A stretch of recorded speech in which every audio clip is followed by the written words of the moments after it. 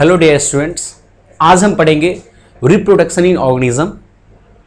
ये मेनली एक starting chapter है क्लास 12th के लिए, और आईसीएसई बोर्ड में देखें तो क्लास 10th के लिए, सीबीएसई में देखें तो क्लास 12th के लिए।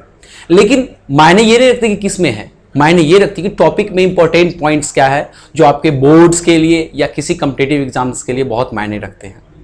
तो हमारे पास जो है रिप्रोडक्शन इन ऑर्गेनिज्म, और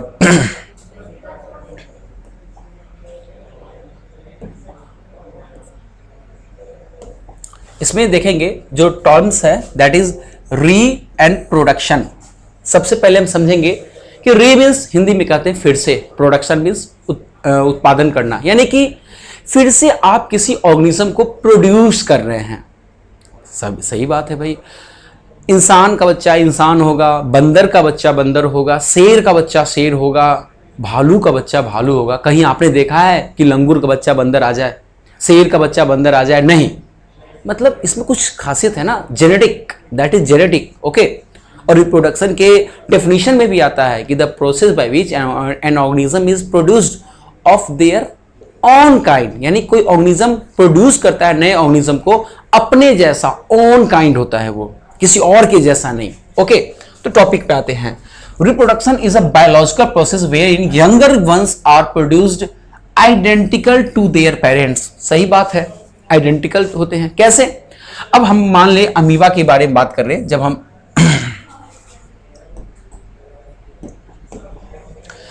अमीबा के बारे में बात करेंगे तो अमीबा में क्या होता है कि भाई एक मदर सेल होती है, उसी से आगे दो डॉटर सेल बन जाती है।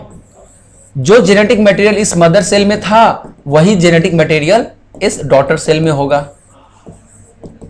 ओके। यानी जेनेटिक मटेरियल सेम है, एक तरह से कह सकते हैं 100% आइडेंटिकल है, ओके।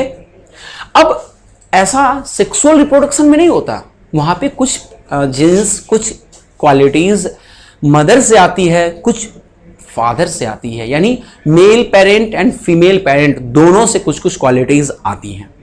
इनफैक्ट कह दे 50-50 कंट्रीब्यूशन दोनों का होता है। That totally depends on the chance, वो एक चांस की बात है कि बच्चा मेल होगा या फीमेल होगा। नो वन कैन प्रिडिक्ट, कोई भी प्रिडिक्ट नहीं कर सकता, ओके। तो हमारे पास क्या है, this phenomena is significant in the continuity of species. किसी भी स्पीसीज की कंटिन्यूटी के लिए ये फिनोमेना बहुत इंपॉर्टेंट है, बहुत important, generation after generation. Simple सा आप ऐसे समझे, ये हमारा प्यारा धरती है। यदि इस धरती पे ऑर्गेनिजम्स रिप्रोड्यूस करना बंद कर दे तो क्या होगा? सिंपल सी बात है, जो जवान है वो धीरे धीरे बूढ़े हो जाएंगे, जो बच्चे हैं वो जवान होंगे, समय के बाद बूढ़े हो जाएंगे और मर जाएंगे। लेकिन रिप्रोडक्शन चूंकि क्या है, बंद हो चुकी है, रिप्रोडक्शन अब पॉसिबल नहीं है किसी भी कारणवश से, तो नए ऑर्गेनिजम्स नहीं आएंगे, नए ऑर्गेनिज्म बर्थ नहीं लेंगे। तो इस केस में क्या होगा, धीरे धीरे जो भी अर्थ है, हमारी प्यारी सी अर्थ है, इस पे पॉपुलेशन डिक्लाइन करेगी, हर स्पीसीज की पॉपुलेशन डिक्लाइन करेगी, और एक समय आएगा जब यहां से कोई भी ऑर्गेनिज्म बर्थ नहीं करेगा और सारे ऑर्गेनिज्म मर चुके होंगे। यानी हम कह सकते हैं कि लाइफ एक्सटिंक्ट कर जाएगा। मतलब रिप्रोडक्शन बहुत जरूरी है किसी भी स्पीसीज के लिए, किसी भी ऑर्गेनिज्म के लिए कंटिन्यूटी बनाए रखने के लिए, ओके। तो यहां पे वही कर रहा है, this phenomena is significant in the continuity को बनाए रखने के लिए। Typically reproduction is observed in all living organisms from single cell, जैसे कि अमीबा की हमने बात की, entities such as amoeba, to multicellular entities most advance form है, जैसे कि ह्यूमन बींग्स यानी इंसान, मल्टीसेलुलर ऑर्गेनिज्म। चाहे अमीबा को देख ले या इंसान को देख ले, इन सब में रिप्रोडक्शन बहुत इसेंशियल है, बहुत इसेंशियल है, ताकि कंटिन्यूटी ऑफ स्पीसीज बनी रहे। Reproduction is carried out in 2 mode. अब हमने जैसे आपको बताया, asexual reproduction and sexual reproduction, दोनों में ही रिप्रोडक्शन बहुत इसेंशियल है, okay. Participation of both parent, one और both parent.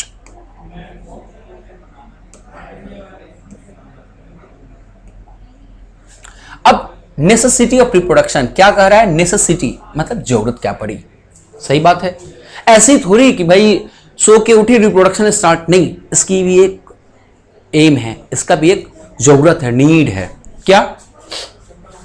It is a vital process. अब वही बात करेंगे कंटिन्यूटी की, स्पीसीज की कंटिन्यूटी। यदि ये रिप्रोडक्शन बंद कर दे ऑर्गेनिज्म, कंटिन्यूटी बंद हो जाएगी। यानी वो नीड क्या है? स्पीसीज की कंटिन्यूटी बनाए रखना, लाइफ को बनाए रखना। उसके लिए जरूरी है आपका reproduction. Okay, reproduction is vital to the process of continuity of species and as a result sustains a balance in the ecosystem। कैसे balance?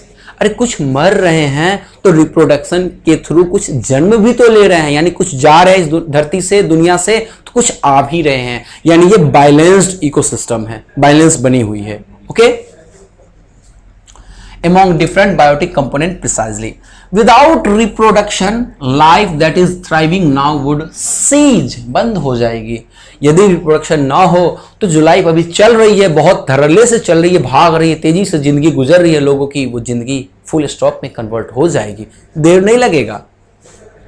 Reproduction also facilitates evolution due to variation arising from the process of reproduction through the intermingling of species seen in sexual reproduction. क्या कह रहा है कि भाई evolution भी हमें देखने को मिलता है, जैसे जैसे लोग ग्रो कर रहे हैं, जैसे समय बीत रहा है। रिप्रोडक्शन में देखें तो सेक्सुअल रिप्रोडक्शन में खासकर कि कुछ जीन्स फादर से, कुछ जीन मदर से, और वो जो नया बेबी आता है वो नए इन्वायरमेंट के लिए ज़्यादा सुटेबल होता है, ज़्यादा एडेप्टेबल होता है, वो आराम से सूट कर लेगा, उसमें रह लेगा। लेकिन यदि ये अलग अलग जगह से जीन्स ना आए, सिर्फ कॉपी होके जाता रहे, तो वो ज़्यादा सुटेबल नहीं होते हैं। आज के समय कुछ बूढ़े थे, वो कोविड में डेथ कर गए, लेकिन जो बच्चे हैं उनको जल्दी कोविड नहीं हुई। क्यों? वो जन्म लिए तो इस कोविड वाले इन्वायरमेंट में जन्म लिया, उसके लिए हैबिचुएट हो गए, उसके लिए सुटेबल हो गए। अब अगला जो जनरेशन आएगा वो नई नई बीमारियों के लिए खुद को रेजिस्टेंस बना के आएगा। यानी ये एक तरह से इवोल्यूशन को प्रमोट भी करता है। ओके, आगे बढ़ते हैं।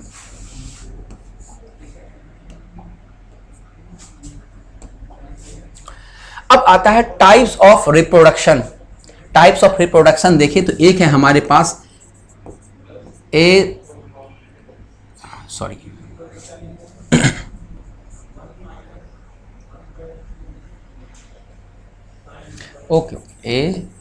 सेक्सुअल रिप्रोडक्शन और दूसरा है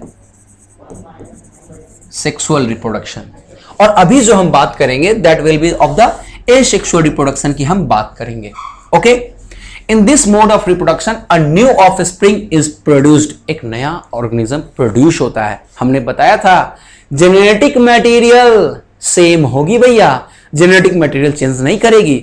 एसेक्सुअल रिप्रोडक्शन है ना, एक पेरेंट काफी है नए ऑर्गेनिज्म को बर्थ देने के लिए without any change in the genetic material. Okay, तो in this mode of reproduction a new offspring is produced by the involvement of a or participation of single parent only। एक parent के participation से ही ये reproduction हो जाती है। The produced offspring are not only identical, ये सिर्फ identical नहीं होते हैं, but also the exact copy of their parent। एकदम एग्जैक्ट कॉपी होते हैं, जेरोक्स होते हैं। Because in this process a single parent divides itself or to reproduce its offspring। एक सिंगल पेरेंट डिवाइड कर जाएगा, पहले अपने जेनेटिक मटेरियल और बाकी साइटोप्लाज्म को दोगुना कर लेगा और उसके बाद धीरे धीरे डिवाइड होना शुरू हो जाएगा। अभी डिवाइड हुआ नहीं है और बाद में ये डिवाइड हो जाएगा।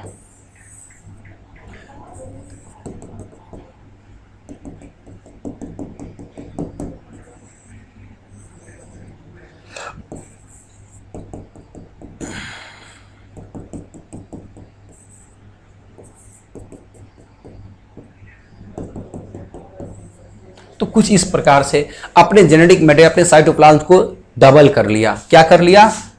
दोगुना कर लिया, 2x। ठीक है, और उसके बाद डिवाइड करना शुरू किया, डिवाइड कर यानी खुद को ही बांट के रख दिया। यही तो है एसेक्सुअल रिप्रोडक्शन। ओके, आगे बढ़ते हैं। The different types of asexual reproduction. Asexual में भी आगे फर्दर कुछ टाइप्स हैं, कुछ मोड्स हैं, कैटेगरीज देखें तो एक आएगा बर्डिंग, हाइड्रा में देखने को मिलता है। फ्रैगमेंटेशन, टूट टूट के बनेंगे, प्लेनेरिया में देखने को मिलता है। बाइनरी फिजन अमीबा में देखने को मिलता है, बैक्टीरिया में भी देखने को मिलता है। वेस्टेडी प्रोपेगेशन प्लांट्स में देखने को मिलता है। ओके,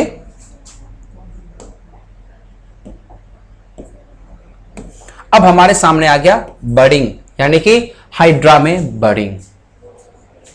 असल में ये पिक्चर तो आप देख रहे हैं, मैं एक शॉर्टकट में बताऊं तो ये हमारे पास है hydra.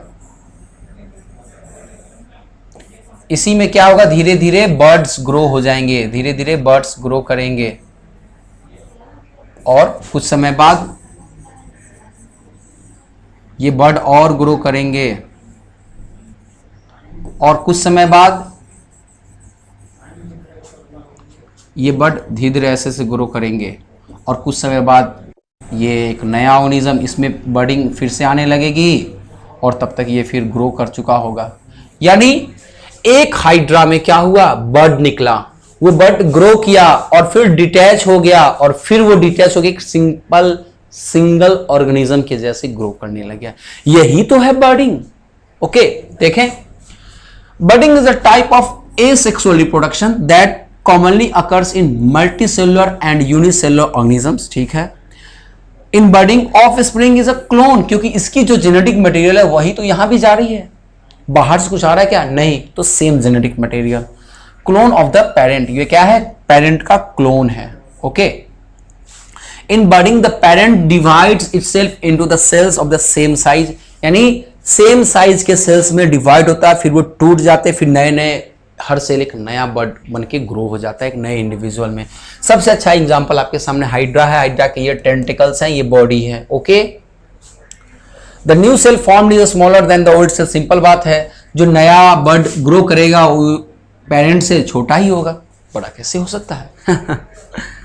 Thus, bird cleaves off from the parent body and develop into new offspring, यानी bird cleave off यानी shed off, break down, यानी बर्ड क्या है, पेरेंट बॉडी से टूट के अलग हो जाता है, डिटैच हो जाता है और नए ऑर्गेनिज्म के रूप में ग्रो करता है। यही है आपका बर्डिंग। Okay,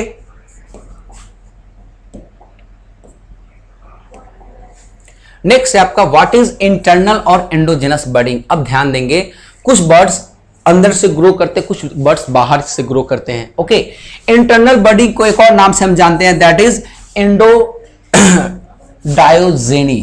internal budding is also known as, comma दिया हुआ इसके जगह, internal budding also known as endodyogeny is an asexual reproduction process. Simple बात है, हम एसेक्सुअल रिप्रोडक्शन की पढ़ ही रहे हैं। बर्डिंग, बेस्टेडी प्रोपेगेशन, बाइनरी फिजन, फ्रेगमेंटेशन, ये सब एसेक्सुअल रिप्रोडक्शन के ही टाइप्स हैं। तो is an asexual reproduction favoured by parasites like Toxoplasma gondii, वो एक ही ऑर्गेनिज्म है। It is unique process in which two daughter cells are produced inside a mother cell. एक मदर सेल के अंदर ही दो डॉटर सेल प्रोड्यूस हो जाते हैं, which is then imbibed by the offspring prior to their separation. मतलब बहुत में तो बाहर की तरफ बनते हैं, बहुत में अंदर की तरफ। इंटरनल यानी अंदर की तरफ, तो जो डॉटर सेल बनने अंदर ही बनते हैं, बाद में वो बाहर आते हैं, दैट इज इंटरनल बर्डिंग।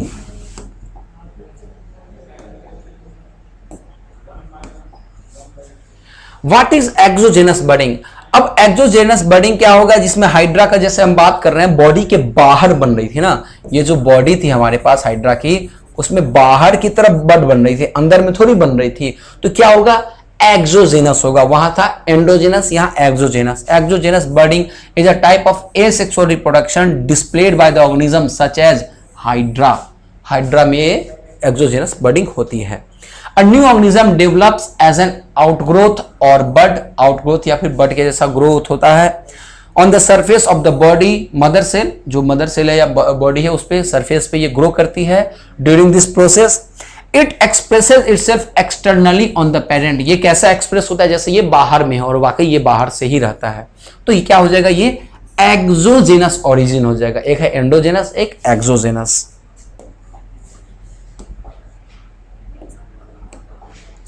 अब हाइड्रा की बात करें तो हाइड्रा किस में आएगा, स्पॉन्ज है, यानी ये आएगा पॉरीफेरा में। किस में आ जाएगा? पॉरीफेरा। अब पॉरीफेरा क्या है? आपने एनिमल डाइवर्सिटी पढ़ी है, एनिमल डाइवर्सिटी में आता है phylum Porifera, Coelenterata, Ctenophora, Platyhelminthes, Aschelminthes, Annelida, Echinodermata, Hemichordata, Chordata, ऐसे बहुत सारे आते हैं, लेकिन हमें किससे मतलब है? पॉरीफेरा से। पॉरीफेरा का क्या होता है? इसमें जो ऑर्गेनिज्म आते हैं उनको स्पॉन्जेस कहते हैं, ठीक है। स्पॉन्जेस के पूरे बॉडी पे पोर्स होते हैं, ठीक है, और एक आउटलेट होता है, तो इसी से मटेरियल जाता है और एक तरफ से बाहर आ जाता है, इनफैक्ट वाटर जाता है, ऐसे ही वो न्यूट्रिशन भी लेते हैं। That is of the diversity part. Okay, hydra is a sponge, sponge है, जैसा नॉर्मल एक स्पॉन्ज होता है वैसा ही होता है। That reproduces asexually by the formation of bud. अभी हमने बात किया कि बड के फॉर्मेशन से ही ये ग्रो करते हैं, तो बडिंग है। The bud grows out into larger buds. देखो छोटा सा बड आया, फिर ये बड लार्ज हो गई, फिर और लार्ज हुई और ये डिटैच हो गई। अब यानी क्या कहेंगे? एक ऑर्गेनिज्म से देखो तब दो ऑर्गेनिज्म, यानी एक नया ऑर्गेनिज्म आ चुका है। यही तो है reproduction, formation of new organisms. हाँ, the new individual form is a clone of the parent. Clone क्यों? एक तो एसेक्सुअल रिप्रोडक्शन है तो सारे के सारे क्लोन होंगे, गारंटी है। दूसरी बात, जो जेनेटिक मटेरियल इस हाइड्रा में था वही तो जेनेटिक मटेरियल बड में गया, वही ना यहाँ इस बड में ये आगे जाके एक नया हाइड्रा बना। तो जो जेनेटिक मटेरियल मदर में है वही तो डॉटर में है, तो ये तो क्लोन ही ना है, प्रोडक्ट ऑफ एसेक्सुअल रिप्रोडक्शन। मैं यहां लिख सकता हूं क्लोन क्या होता है? Product of asexual reproduction। Okay,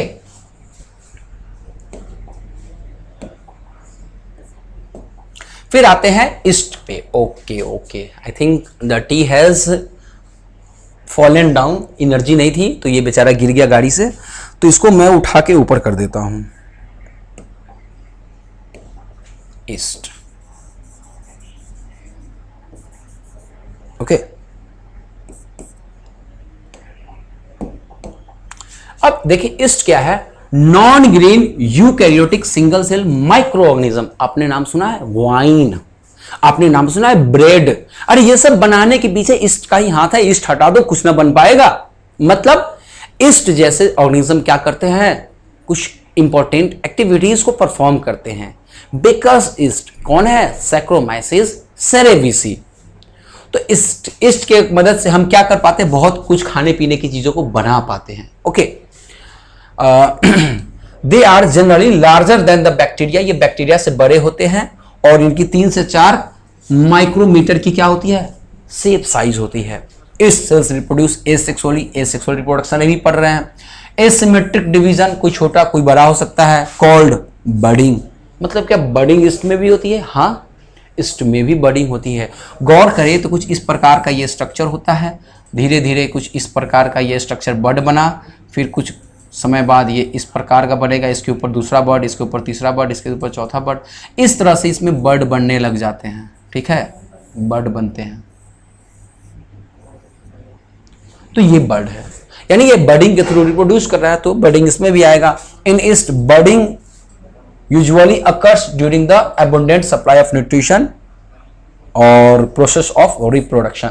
a small bud arises an outgrowth, एक आउटग्रोथ की तरफ ग्रो किया of the parent body. Later the nucleus of the parent is separated into nucleus। दो जगह सेपरेट हो गए। देखो हमने भी न्यूक्लियस एक बनाया था, बाद में एक यहाँ न्यूक्लियस एक यहाँ न्यूक्लियस, अब फिर ये दोनों सेपरेट हो जाएंगे, धीरे धीरे सेपरेट होते चले जाएंगे। ओके,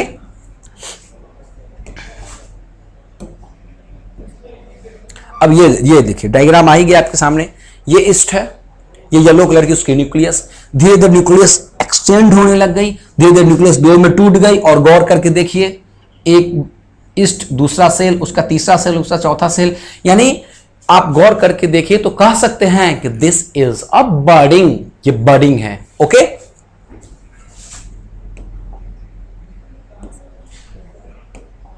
अब यहां देखिए फ्रेगमेंटेशन, यहां का एंड नीचे चला गया है तो यहां हम ऐसे लिख देंगे फ्रेगमेंटेशन।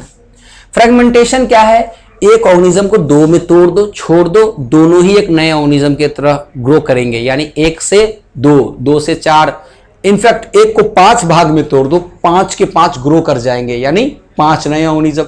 रिप्रोडक्शन है भैया, एसेक्सुअल रिप्रोडक्शन है।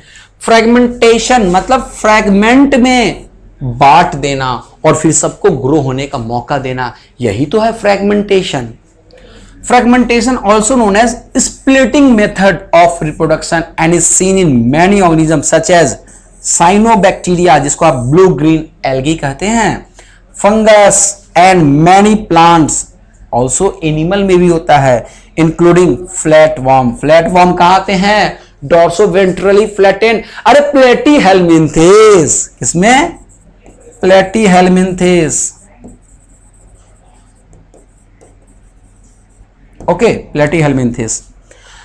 कुछ स्पॉन्जेस, अभी हमने देखा था हाइड्रा का स्पॉन्जेस, हाइड्रा के टेंटिकल्स में ये, अच्छा ये तो हाइड्रा का ही है, देखिए एडल्ट हाइड्रा, हाइड्रा के टेंटिकल्स में भी तो होता है क्या? फ्रैगमेंटेशन। यहां भी बॉडी में हो रहा है फ्रैगमेंटेशन। चलिए, सम एनेलिडा, कुछ एनेलिडा में भी होता है, वर्म्स इन सी स्टार, यानी कि सी अर्चिन भी कहते हैं। आगे बढ़ते हैं। ओके ओके ओके, इसमें मैं डायग्राम समझा दूं। ये एक हाइड्रा है, हाइड्रा को यहां से हमने क्या किया? कट किया, तो एक ये पार्ट, एक ये पार्ट, धीरे धीरे ये अपने लॉस्ट पार्ट को ग्रो कर लिया और ये इसका नीचे वाला पार्ट भी ग्रो हो गया, यानी ये पार्ट ग्रो हुआ है और यहां पे ये पार्ट ग्रो हुआ है, यानी दो नए ऑर्गेनिज्म बन गए। हो गया ना फ्रैगमेंटेशन। वैसे फ्रैगमेंटेशन का एक और एग्जांपल है planaria, flatworm that is planaria, याद रखना है। अब यहां देखिए, ये क्या है? Binary fission. ध्यान देंगे, बाइनरी फिजन, बाइनरी लैंग्वेज तो आता है कंप्यूटर में, चार्ल्स बेबेज से पूछना पड़ेगा कि भैया क्यों बनाए बाइनरी सिस्टम, 0 और 1 वाली, वो वहां देखेंगे। यहां क्या है? Binary fission. Fission means break down, टूटना। तो binary fission is a form of asexual reproduction in which an organism divides into two, each part carrying one copy of genetic material. यानी एक सेल है, ये आगे दो छोटे छोटे सेल में टूटेगा और धीरे धीरे करके अलग हो जाएगा। जेनेटिक मटेरियल पहले जो न्यूक्लियस है वो डिवाइड करेगी, फिर सेल डिवाइड करेगा। यानी इसमें हम कह देंगे पहले क्या हो जाएगा? जैसे एक सेल डिवीजन होता है, कैरियोगैमी होगा, बाद में होगा साइटोगैमी, सॉरी कैरियोगैमी नहीं कहेंगे इसको हम कहेंगे कैरियोकाइनेसिस कहेंगे, कैरियोकाइनेसिस कहेंगे, क्योंकि यहां डिवीजन हो रहा है। बाद में होगा साइटोकाइनेसिस। और एक और बात, अरे यूनिसेलुलर ऑर्गेनिज्म, उसमें सेल डिवीजन करो या रिप्रोडक्शन करो, बात बराबर। एक सेल से दूसरा सेल, सेल डिवीजन, लेकिन एक ही सेल का बॉडी है ना, तो एक बॉडी से दूसरी बॉडी, एक सेल से दूसरा सेल, एक बॉडी से दूसरी बॉडी, दैट इज रिप्रोडक्शन। यानी यूनिसेलुलर ऑर्गेनिज्म में cell division is synonymous to reproduction. Cell division ही रिप्रोडक्शन है, रिप्रोडक्शन ही सेल डिवीजन है, सिर्फ और सिर्फ यूनिसेलुलर ऑर्गेनिज्म में। मल्टीसेलुलर में ऐसा मत कह देना, गलत हो जाएगा।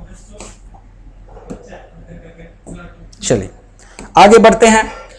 अब इसके बारे में बात करें, primary method of reproduction in prokaryotic organism, खासकर यूनिसेलुलर की बात करें, ठीक है। Binding fission occurs without any spindle apparatus, जैसे कि होता है ना भाई सेल डिवीजन में, आप बात करें प्लांट्स वगैरह में तो स्पिंडल फाइबर्स बनते हैं, यहां ऐसा कुछ नहीं बनता। और यहां पे एक और चीज, सिंगल डीएनए मॉलिक्यूल रिप्लिकेट करती है, single DNA molecule, and then attaches each copy to the various part.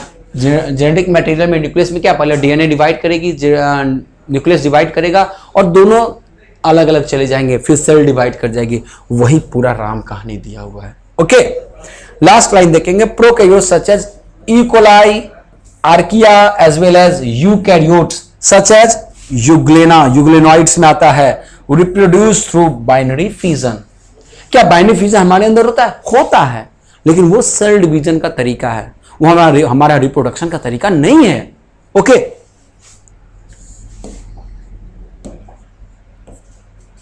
अब देखें स्टेप्स ऑफ बाइनरी फिजन कैसे कैसे। सबसे पहले रेप्लिकेशन ऑफ डीएनए, डीएनए दो में बटेगी, फिर ग्रोथ ऑफ सेल, सेल बाकी मटेरियल, जेनेटिक मटेरियल के अलावा जो बाकी चीजें हैं साइटोप्लाज्म है, उन सबको डबल करेगा, यानी ग्रोथ कराएगा। ओके, फिर सेग्रीगेशन ऑफ डीएनए, डीएनए टूटेगा, एक मतलब टूटेगा नहीं, अलग होगा, ये जो न्यूक्लियस है वो दो भाग में बट जाएगा, एक ही सेल में दो न्यूक्लियस का स्टेज, और लास्ट में सेल ही बट जाएगा।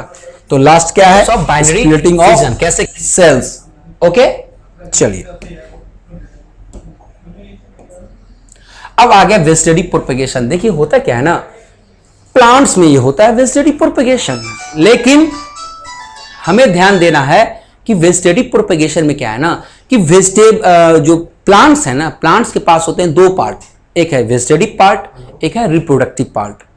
यदि रिप्रोडक्शन रिप्रोडक्टिव पार्ट से हो रहा है then it is sexual reproduction, यदि वेजिटेटिव पार्ट से हो रहा है देन वेजिटेटिव प्रोपेगेशन। हम देखें तो प्लांट्स को ऐसे कह सकते हैं, प्लांट्स के पास वेजिटेटिव पार्ट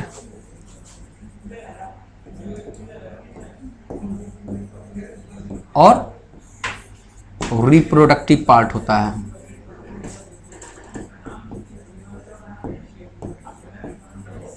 ठीक है, vegetative part and reproductive part.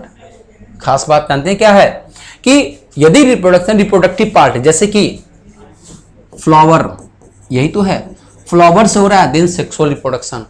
Flower के अलावा जो भी पार्ट है, रूट, स्टेम, लीफ, तो ये क्या हो जाएगा, वेजिटेटिव पार्ट, और इनके मदद से रिप्रोडक्शन हो रहा है तो वेजिटेटिव प्रोपेगेशन कहेंगे। देखिए, vegetative propagation is an asexual method of reproduction in the plant that occurs in leaves, roots and stem. Root, stem and leaf, ये तीनों में होता है।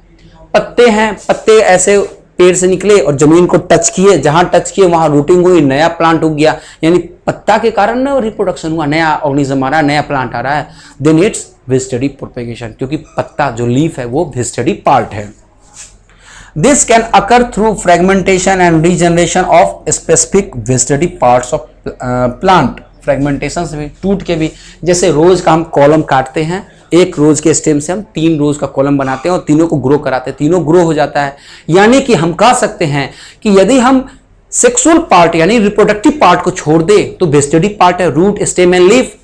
अब रूट, स्टेम एंड लीफ के मदद से हम नया प्लांट को ग्रो कर रहे हैं, नया ऑर्गेनिज्म को ग्रो कर रहे हैं, then it's a vegetative reproduction. Okay, let's move to the next topic. अब हमारे पास आता है एडवांटेजेस ऑफ एसेक्सुअल रिप्रोडक्शन। अब देखो, इस नेचर में जो कुछ भी एक्टिविटी हो रही होती है ना, उसमें खास बात क्या है, कुछ फायदा होता है, कुछ नुकसान होता है। हर चीज के दो पहलू हैं, एक फायदा, एक नुकसान, एक पॉजिटिव एस्पेक्ट और एक निगेटिव एस्पेक्ट। तो हम यहाँ पे पॉजिटिव एस्पेक्ट के बारे में बात करेंगे कि एसेक्सुअल रिप्रोडक्शन का फायदा क्या है। तो सबसे पहली बात की ये carried out by single individual, इसमें दो पेरेंट की जरूरत नहीं होती, एक पेरेंट अकेले ही रिप्रोडक्शन करने के लिए सफिशिएंट है। Okay, the process is faster compare to sexual reproduction. Less energy is invested comparatively. अब इसमें क्या, लेस एनर्जी, सिंपल बात है, सेक्सुअल रिप्रोडक्शन के मुकाबले एनर्जी बहुत ही कम कंज्यूम होती है, बहुत कम होती है। सेक्सुअल रिप्रोडक्शन बहुत ज्यादा एनर्जी कंज्यूम होती है और एसेक्सुअल में ना के बराबर होती है, बट बहुत कम। The whole process less complicated as it involves only single parent. एक पेरेंट के कारण ये बहुत ही कम कॉम्प्लिकेटेड है, ये बहुत बढ़िया लाइन है, ठीक है। Can take place in very environment, हर इन्वायरमेंट में रिप्रोडक्शन हो जाता है। ओके, चलिए अब आते हैं हमारा next awaited topic, that is sexual reproduction. Okay, अब इसमें क्या है कि हमें सबसे पहली वर्ड है सेक्सुअल रिप्रोडक्शन, मतलब सिंपल सी बात है, गैमीट्स का इन्वॉल्वमेंट होगा, गैमीट्स आएंगे। लेकिन उससे भी सबसे इंपॉर्टेंट बात क्या है, दो इंडिविजुअल, थोड़ा सा कॉम्प्लेक्स प्रोसेस है, दो इंडिविजुअल की पार्टिसिपेशन, और तीसरा क्या है, गैमीट्स बनते हैं, फ्यूज करते हैं, जाइगोट बनते हैं, फर्टिलाइजेशन होने के बाद जाइगोट बनता है, तो फिर आगे एम्ब्रियो, फीटस और बेबी बनता है, या जो भी नया ऑर्गेनिज्म बनना है। यानी in this mode of reproduction a new offspring is produced by the participation of two parents of the opposite sex. ऐसा नहीं मेल और मेल मिलकर के नया ऑर्गेनिज्म ले आए, या फीमेल और फीमेल मिलकर नया ऑर्गेनिज्म ले आए, पॉसिबल ही नहीं है। गैमीट सेम हो जाएगा ना, प्लस और प्लस चार्ज कभी पास नहीं आते, repel each other, negative charges repel each other, आपने फिजिक्स में पढ़ा है ना। वैसे ही यहां पे भी हमें जरूरत है अपोजिट जेंडर, अपोजिट सेक्स के दो पेरेंट की, जो पार्टिसिपेट करे और नए ऑर्गेनिज्म को रिप्रोड्यूस करे। This type of reproduction is seen in multicellular organism including birds, reptiles, dogs, cats, cattle, elephant, humans etcetera. In fact plants में भी होता है ना ये। The complete process of sexual reproduction consist of a set of events including कौन कौन? सबसे पहला प्री फर्टिलाइजेशन इवेंट्स, इसको इवेंट्स छूटा हुआ है, pre fertilization events, fertilization and post fertilization events. मतलब फर्टिलाइजेशन मेन रिप्रोडक्शन का मेन प्रोसेस है, मतलब जब रिप्रोडक्शन होती है उससे पहले उसकी तैयारी होती है। अरे शादी की तैयारी 8, 10, 15 दिन से चलती है, लेकिन शादी तो 24 घंटे में कंप्लीट हो जाती है। और फिर उसके बाद जो रिसेप्शन होता है, थोड़ा भोज भात होता है, पार्टी वार्टी, तो वो यानी कि नॉर्मल आप देखें सेक्सुअल रिप्रोडक्शन का तो उसमें प्री फर्टिलाइजेशन इवेंट, फर्टिलाइजेशन से पहले का इवेंट, फिर फर्टिलाइजेशन और फर्टिलाइजेशन के बाद का इवेंट। ओके, तो ये 3 इवेंट हमें देखने को मिलते हैं।